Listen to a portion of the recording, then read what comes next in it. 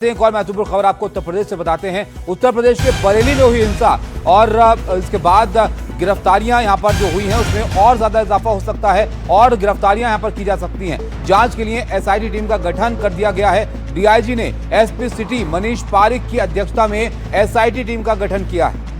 अब इस मामले में साजिश के एंगल की जांच करके एसपी सिटी रिपोर्ट सौंपेंगे। आपको बता दें कि कल इस मामले में कार्रवाई करते हुए मौलाना तौकीर रजा समेत 8 लोगों को गिरफ्तार कर लिया गया था और अब ये जानकारी मिल रही है कि इस पूरे मामले में और भी गिरफ्तारियां हो सकती है। चैतन्यानंद की आगरा से गिरफ्तारी हुई है। 3:30 बजे रात दिल्ली पुलिस ने इसे गिरफ्तार किया है। कई दिनों से पुलिस को तलाश थी आरोपी चैतन्यानंद की और आखिरकार इसको आगरा से गिरफ्तार किया गया है। सुबह 7 बजे दिल्ली लाया गया है आरोपी को। उसके बाद कोर्ट में पेश किया जाएगा। बाबा को लेकर वसंत कुंज थाने पहुंची है पुलिस। तो ये पहली तस्वीर भी हम आपको दिखा रहे हैं। गिरफ्तारी के बाद ये पहली तस्वीर जहां गाड़ी में बैठा हुआ बाबा नजर आ रहा है। कई दिनों से लापता था, जिसके बाद पुलिस लगातार इसकी तलाश कर रही थी और ये लगातार अपनी लोकेशन बदल रहा था। जब आखिरी लोकेशन देखी गई तो आगरा आखिरी लोकेशन बताई जा रही थी, जिसके बाद पुलिस इसके पीछे पड़ी और अब इसे गिरफ्तार कर लिया गया है। रात 3:30 बजे का वो समय जब यौन शोषण का ये आरोपी आगरा से गिरफ्तार हुआ है।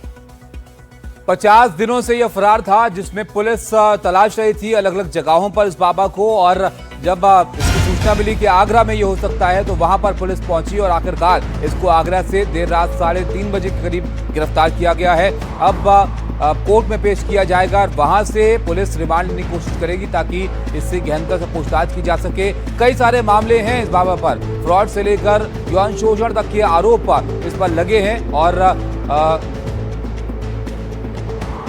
जो कई सारी लड़कियों ने यौन शोषण के आरोप इस बाबा पर लगाए थे। उसके बाद से ही पुलिस इसको तलाश रही थी और इसके अलावा एक वीआईपी गाड़ी भी बाबा के पास से यहाँ पर बरामद हुई थी। लड़कियों की शिकायत थी कि उनको परेशान ये करता था, मैसेजेस करता था और उस शिकायत के आधार पर पुलिस ने मामला यहाँ पर दर्ज करके इसकी तलाश यहाँ पर शुरू की थी। लेकिन बाबा अपनी लोकेशन बार बार बदल रहा था और 50 दिनों से पुलिस इसको तलाश रही थी। आखिरकार आगरा से इसको गिरफ्तार किया गया।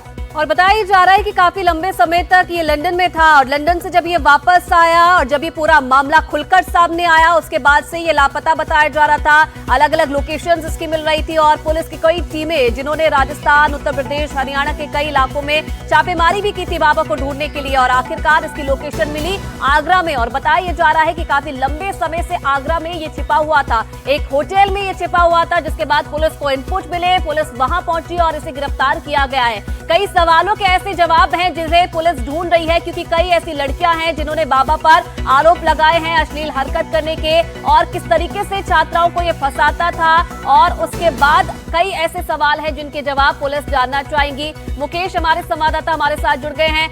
मुकेश, बाबा को लेकर दिल्ली पहुंच गई है पुलिस, आगे का क्या प्रोसेस रहने वाला है अब?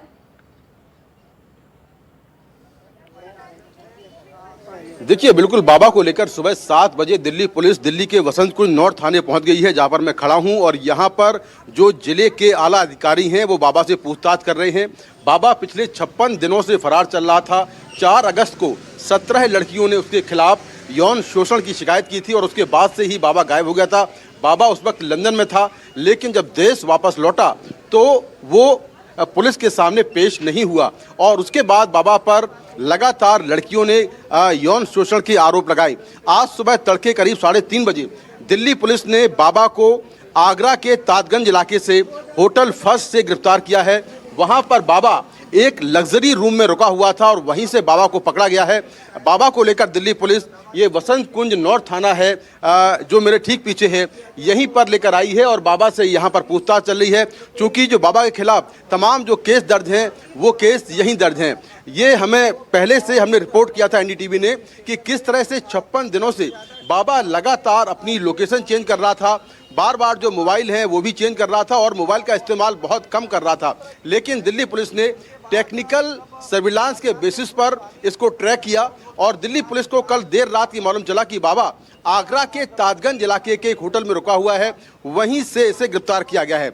अब देखना होगा कि दिल्ली पुलिस किस तरह से आज इस पूरे बाबा को अरेस्ट करने के बाद अपनी जांच को आगे बढ़ाती है, क्योंकि बाबा पर 5 मुकदमे अब तक दर्ज हो चुके हैं। पहला मामला 2009 में दिल्ली के डिफेंस कॉलोनी थाने में छेड़खानी का दर्ज हुआ। 2016 में फिर से छेड़खानी का केस इसी वसंत कुंज नॉर्थ थाने में दर्ज हुआ।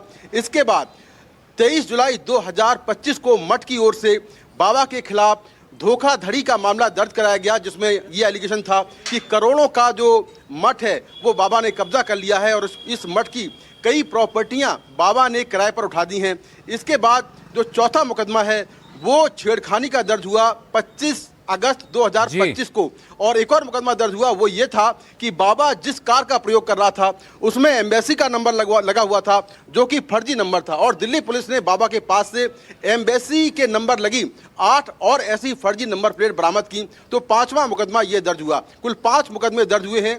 कल ही पटियाला हाउस कोर्ट ने धोखाधड़ी के मामले में बाबा की जो एंटीसिपेटरी बेल है वो कैंसिल कर दी थी और आज बाबा को गिरफ्तार कर लिया गया है। तो दिल्ली पुलिस फिलहाल पूछताछ कर रही है और पूछताछ के बाद बाबा को कोर्ट में पेश किया जाएगा, जहां चैतन्यानंद की पुलिस रिमांड लेगी। जी बहुत शुक्रिया मुकेश आपका इस सब जानकारी के लिए। तो कई सारे मामले हैं जिसमें अब पुलिस पूछताछ यहां पर करेगी। तो ये महत्वपूर्ण है गिरफ्तारी बाबा की, जो 50 दिनों से जिसको पुलिस यहां पर तलाश रही थी।